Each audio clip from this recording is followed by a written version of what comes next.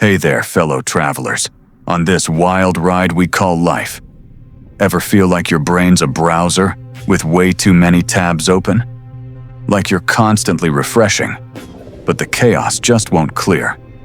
What if I told you there's an ancient secret, not just for surviving the madness, but actually thriving in it?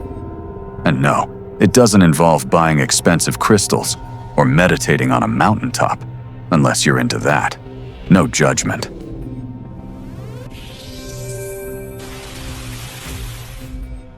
Welcome to the Stoic path, where we grab ancient wisdom by the scruff of its philosophical neck and drag it, sometimes kicking and screaming, into our messy modern lives. Today, we're unlocking something truly special. My 50 Stoic questions, a journaling journey. Get ready to ditch the doom scrolling and start some soul scrolling instead. The invitation. Unlock your inner philosopher. So, what's the big deal with Stoicism anyway? Is it all about being a stone-faced statue who never smiles? Absolutely not. That's a common misconception, and frankly, a bit of a buzzkill. Think of Stoicism less like a philosophy textbook and more like a mental operating system upgrade. It's a practical, down-to-earth toolkit designed to help you find clarity in chaos and peace amidst pressure. It's about being resilient, rational, and surprisingly, ridiculously happy, no matter what curveballs life throws your way. I remember this one time, just a few months ago, I was completely swamped. Work projects piling up, a never-ending to-do list at home, and my cat, bless her fuzzy little heart, decided that 3 a.m. was the perfect time for a vocal performance right outside my bedroom door. I was running on fumes, snapping at inanimate objects, and genuinely felt like I was drowning in a sea of obligations. My internal monologue was basically just a siren going off. I was scrolling through my journal, which at that point was mostly just frustrated scribbles and passive-aggressive doodles, when I stumbled upon a simple Stoic question I'd jotted down weeks before. Is this situation truly a problem, or merely an inconvenience?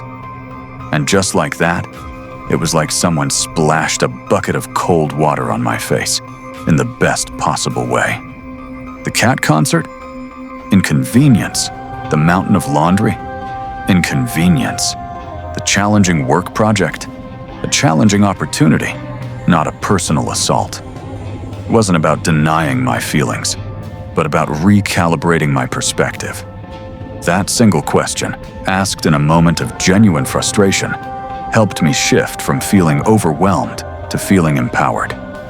It allowed me to take a deep breath, prioritize, and tackle things with a clear head instead of a flustered one. And yes, I still gave the cat some side-eye.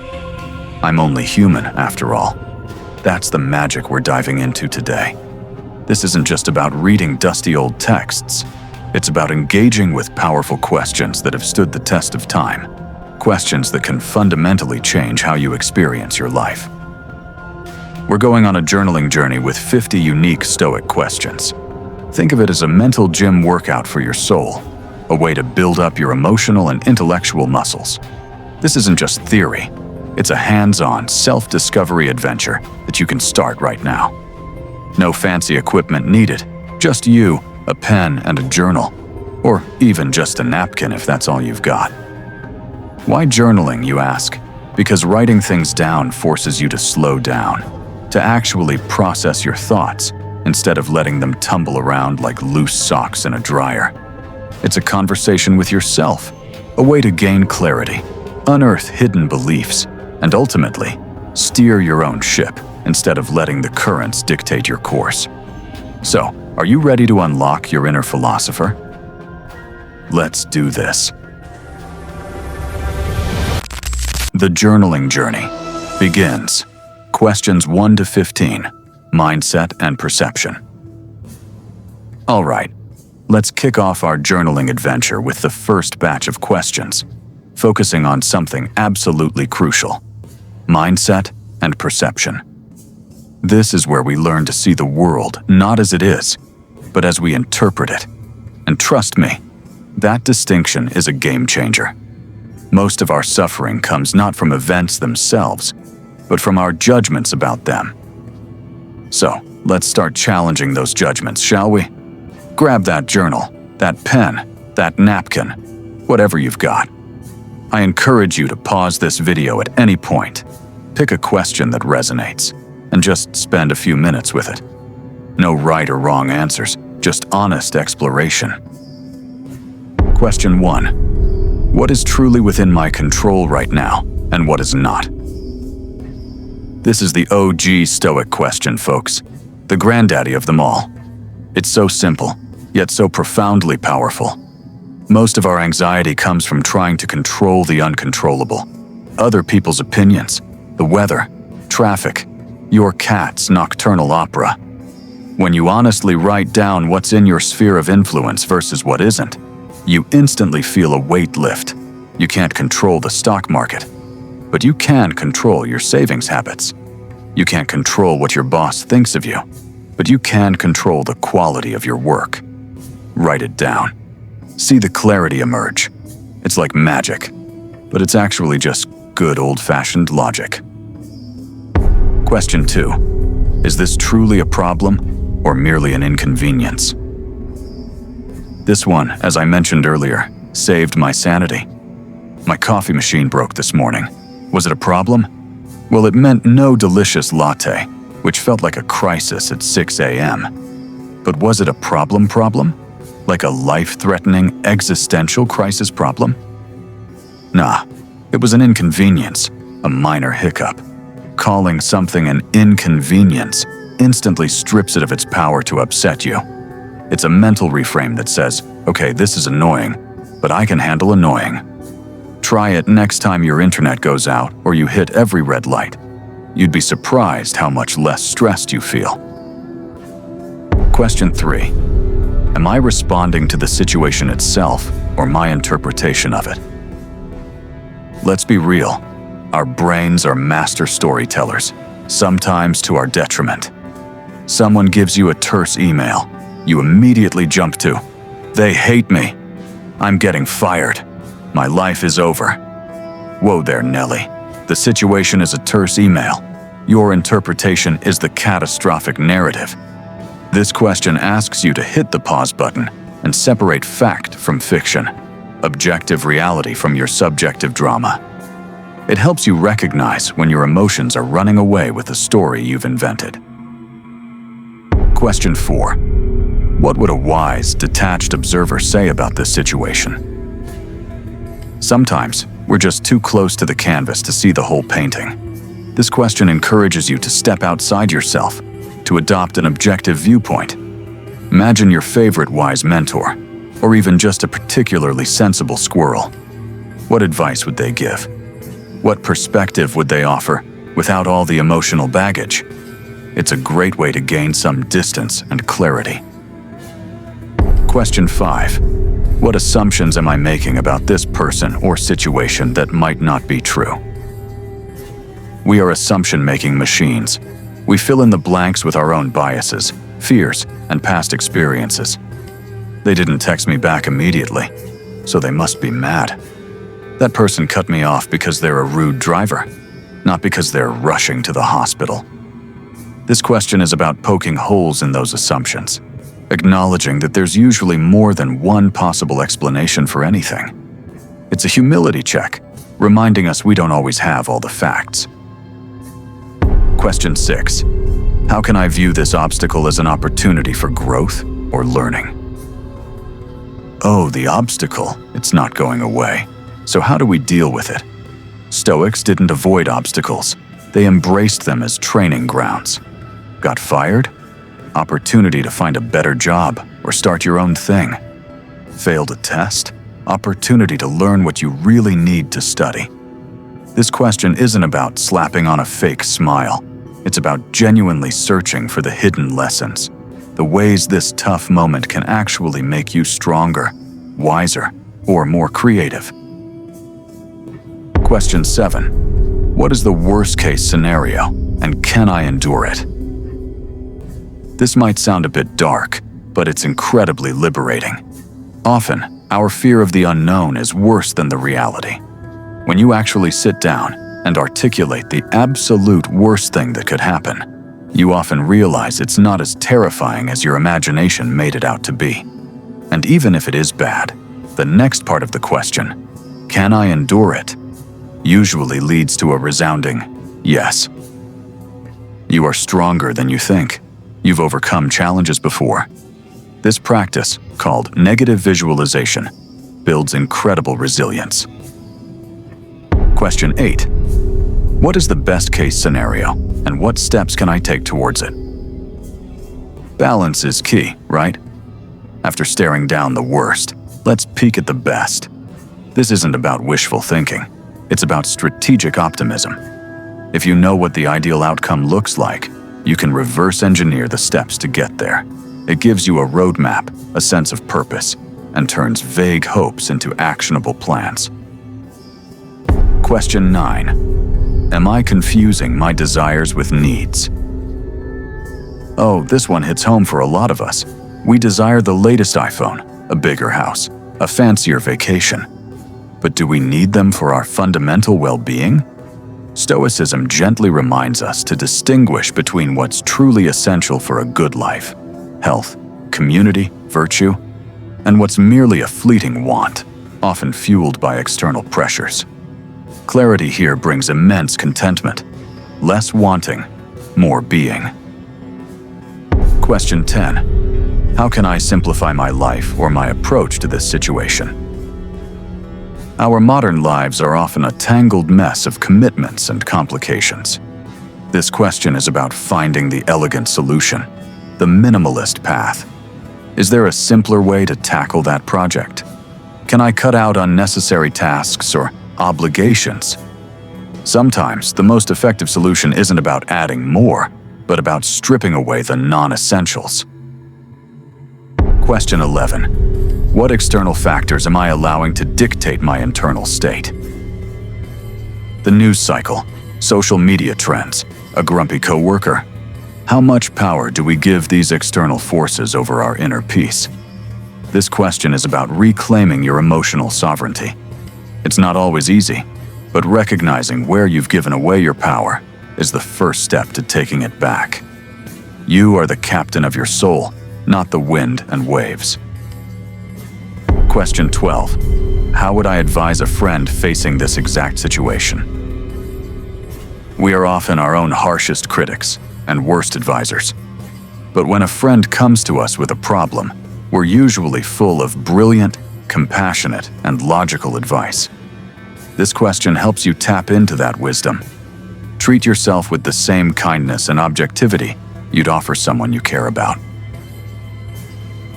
Question 13. What part of this situation am I exaggerating or catastrophizing? Our brains have a negativity bias, and sometimes they go into overdrive, turning a tiny spark into a raging inferno. This question helps you pull back and identify where you might be blowing things out of proportion. It's about bringing a dose of reality to your fears. Question 14. What would it look like to respond with calm and reason rather than emotion? This isn't about suppressing emotions. It's about acknowledging them and then choosing your response. When anger or frustration flares, pause. Ask yourself, what's the wise move here? What's the response that aligns with my values, not just my immediate feelings? It's an exercise in self-mastery. Question 15. What am I clinging to that I need to let go of? Whether it's a past grievance, an outdated belief about yourself, or a need for approval from others, clinging can be exhausting. This question invites you to identify those things that are no longer serving you and bravely consider releasing them. Freedom often lies in letting go. Navigating external challenges. Questions 16 to 35. Action and adversity. All right, we've flexed our mental muscles with perception. Now it's time to move on to action and adversity. Because let's face it, life isn't always sunshine and rainbows. Sometimes it's a torrential downpour, a rocky climb, or just a really annoying fly buzzing around your head. This section is all about building resilience, developing grit, and responding to those external obstacles with virtue and strength rather than despair. Here are some questions that will help you transform challenges into opportunities for growth and purposeful action. Question 16. What is the most virtuous action I can take in this situation? For the Stoics, virtue, things like wisdom, courage, justice, and temperance, was the highest good. This question pushes you beyond immediate gratification or fear and asks, what choice aligns with my deepest values? What would a truly good person do here? It cuts through the noise and guides you towards integrity. Question 17. How can I act with courage and integrity in this moment, even if it's difficult? Courage isn't the absence of fear. It's acting despite it. Integrity means doing the right thing, even when no one's watching. This question is a prompt to find that inner strength when things get tough. Maybe it's having a difficult but necessary conversation, owning up to a mistake, or standing up for what's right. Write down what that courageous, integral action looks like. Question 18. What lesson is this difficult situation trying to teach me? Every setback, every challenge, every faceplant has a lesson buried within it. Sometimes it's obvious, sometimes it's hidden under layers of frustration. This question encourages you to dig for that lesson. Did I need to be more prepared, more patient, more assertive, more compassionate? There's always wisdom waiting to be uncovered if we're willing to look. Question 19. Am I taking responsibility for my role in this, or am I blaming external factors? It's super easy to point fingers, isn't it? It's their fault. The system's rigged. The universe is against me. And sometimes external factors are genuinely at play. But Stoicism nudges us to look inward first. What part did I play? What could I have done differently? Even in situations largely outside our control, we always have control over our response. This question is about owning your power. Question 20. How can I practice patience and persistence in this endeavor? Good things take time. Big goals require consistent effort. This question is about cultivating those two vital qualities: patience when progress is slow, and persistence when obstacles arise.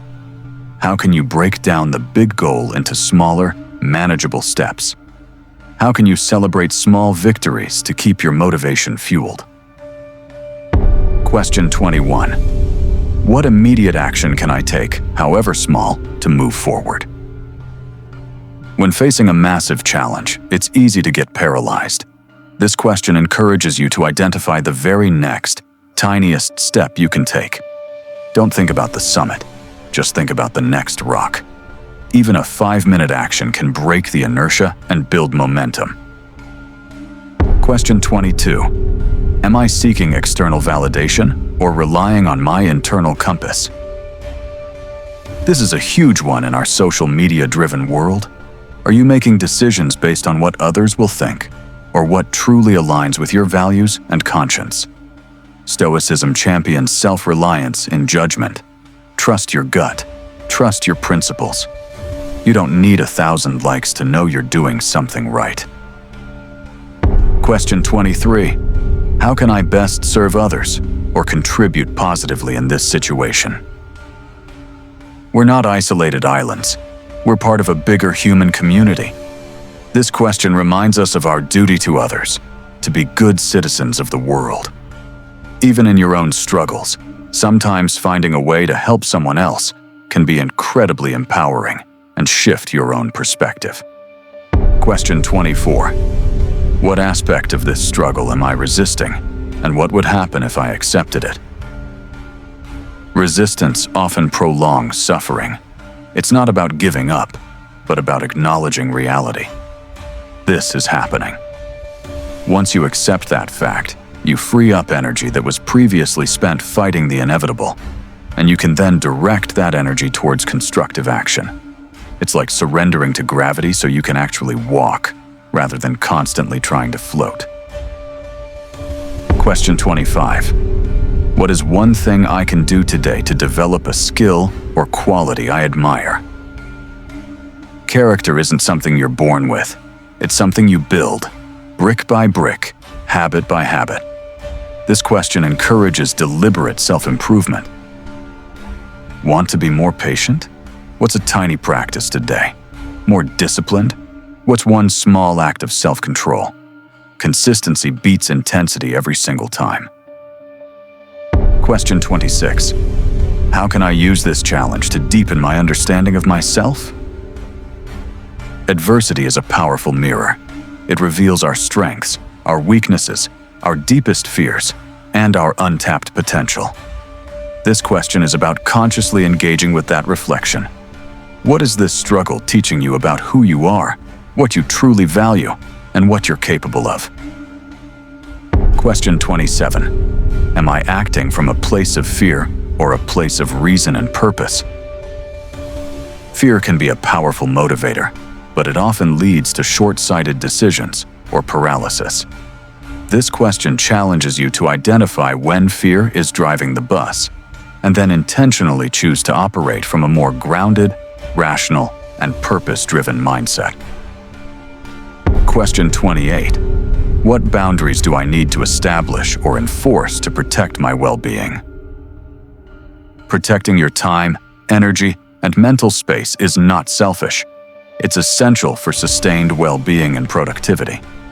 This question prompts you to consider where your yes might be coming at the expense of your own peace, and what clear limits you need to set.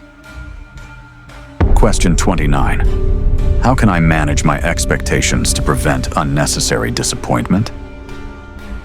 Disappointment often stems from unmet expectations, especially unrealistic ones. This question encourages a dose of realism. What expectations do you have that might be setting you up for a fall? How can you adjust them to be more grounded in reality, while still striving for excellence? Question 30. What is the true cost of inaction in this situation? Sometimes, doing nothing feels like the safest option. But inaction always has a cost: missed opportunities, prolonged suffering, stagnation. This question urges you to consider that cost seriously. What potential good are you foregoing by not acting? Question 31. How can I maintain my composure and inner calm amidst external chaos? The world will always be noisy. The goal isn't to silence the world, but to cultivate an unshakable inner quiet. This question explores your strategies for doing just that. Whether it's deep breathing, a quick meditation, or simply reminding yourself of what's within your control. Question 32. What old habits or patterns are holding me back in this situation? We all have our comfort zones, our default settings, even if they're not serving us. This question encourages honest self-assessment about those ingrained behaviors that might be preventing you from moving forward or reacting constructively. Identify them to begin dismantling them. Question 33. How can I practice non-attachment to outcomes while still striving for excellence? This is a subtle but powerful Stoic idea. You give your absolute best effort, you put in the work, you aim for success, but you don't cling emotionally to the specific outcome. You detach from it. Why? Because the outcome is often partially outside your control. You control your effort, your process. This frees you from the anxiety of what if, and allows you to focus purely on the present task. Question 34. What is a small act of self-discipline I can commit to today? Discipline isn't about grand gestures. It's built through consistent, small wins. This question is about finding that tiny, manageable commitment that strengthens your self-control muscle. waking up 5 minutes earlier, resisting that extra cookie, doing that one difficult task first. These micro-victories add up. Question 35. How can I approach this challenge with an experimental mindset, ready to learn and adapt? Instead of viewing a challenge as a pass/fail test, what if you saw it as an experiment? An opportunity to try different approaches, observe the results, and adapt. This mindset removes the pressure of perfection and replaces it with the joy of discovery and continuous improvement. It's an attitude of, let's try this and see what happens, which is infinitely more empowering than, I hope this works or I'm doomed. Cultivating inner peace and wisdom. Questions 36 to 50. Gratitude and growth. Okay, we've navigated the external storms. Now let's turn our attention inward to cultivate the richest soil of all, inner peace and wisdom. This final set of questions is all about fostering deeper self-awareness, embracing gratitude, reflecting on our values, and ultimately, living a life of profound meaning and contentment. These are the questions that help you build a fortress of calm within yourself, no matter what's going on outside. Get ready to tap into your deepest self. Question 36. What truly brings me contentment and lasting satisfaction? This isn't about fleeting pleasure like a sugar rush. This is about deep, abiding contentment. Is it quality time with loved ones, mastering a skill, contributing to a cause, helping someone? Write down those things that fill your cup in a meaningful, enduring way. This helps you prioritize what truly matters. Question 37. If today were my last, how would I live it differently? This might sound a little morbid, but it's actually incredibly clarifying. Known as memento mori, remember you will die. This Stoic practice isn't about fear, but about urgency and appreciation. It strips away trivial concerns and highlights what's truly essential. Would you spend it scrolling social media or connecting with loved ones? Chasing approval or pursuing a passion? It's a powerful wake-up call to live fully, right now. Question 38. For what am I truly grateful in this moment? Gratitude isn't just a nice sentiment, it's a superpower. It shifts your focus from what's lacking to what's abundant.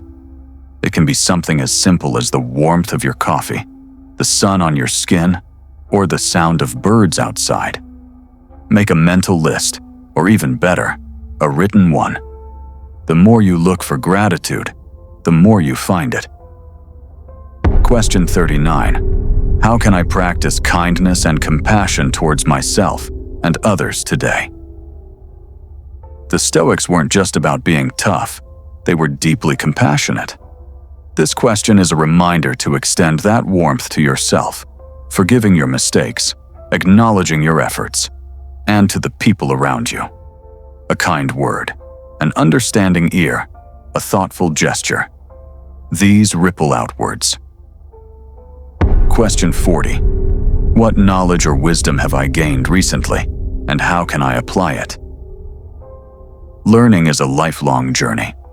This question encourages reflection on your growth. What have you learned from a book, a conversation, an experience, or even these very questions? And critically, how can you put that wisdom into practice? Knowledge without application is just information. Question 41. What legacy do I want to leave behind, and how am I living in alignment with it now? This is about living with purpose. It's not necessarily about building a monument, but about the impact you have, the values you embody, the way you treat others. This question helps you connect your daily actions to your long-term vision for your life. Are you living the story you want to tell? Question 42. What small pleasure did I notice and appreciate today? Life is filled with tiny, fleeting joys that we often rush past. This question trains your brain to slow down and savor them. The smell of rain, a perfectly ripe piece of fruit, a moment of quiet. These aren't trivial. They're the fabric of a well-lived life. Question 43. Am I living in accordance with my deepest values? And if not, what needs to change? This is a crucial self-check. Identify your core values: honesty, compassion, growth, freedom, etc. And then ask if your actions and choices are truly reflecting them. If there's a disconnect, what adjustments do you need to make to bring your life into alignment? Question 44. How can I accept what I cannot change and change what I cannot accept within my control? This is the serenity prayer, Stoic style. It's about discerning between the two. The wisdom lies in knowing which is which. Accepting the unchangeable brings peace. Actively changing the changeable brings progress. It's a continuous process of discernment. Question 45. What attachments am I holding on to that are causing me unnecessary suffering? We often attach our happiness to things, people, or outcomes that are ultimately impermanent. This question invites you to reflect on where your sense of well-being is overly reliant on external factors. Releasing those attachments doesn't mean you stop caring. It means you stop suffering when things inevitably change. Question 46. How can I best prepare for future challenges without worrying about them? Stoicism isn't about being unprepared. It's about preparing wisely. You can take proactive steps, like saving money, learning new skills, without getting caught in the anxiety loop of what if. Focus on robust preparation, then let go of the outcome. Question 47.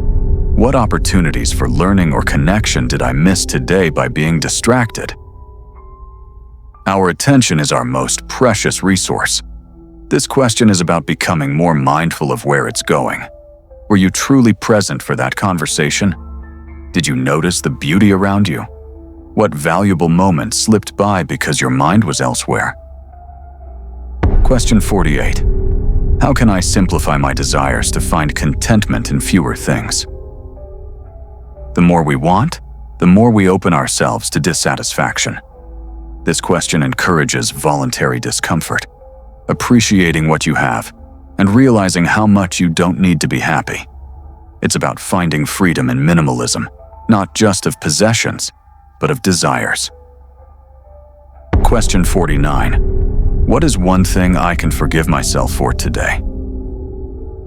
We all make mistakes. We all fall short. Holding on to self-criticism is a heavy burden. This question is a practice in self-compassion. Identify something you're holding against yourself and consciously choose to let it go. It's not about condoning the mistake, but about freeing yourself to move forward. Question 50. How can I live with more intention and presence in the days ahead? This is a summing up question, a call to mindful living. It's about being deliberate with your time, your attention, and your actions. How can you approach each day, each task, each interaction with a greater sense of purpose and a deeper engagement with the present moment? This is the ultimate goal of the Stoic path, a life lived fully, wisely, and virtuously. Your Stoic transformation, next steps, and community.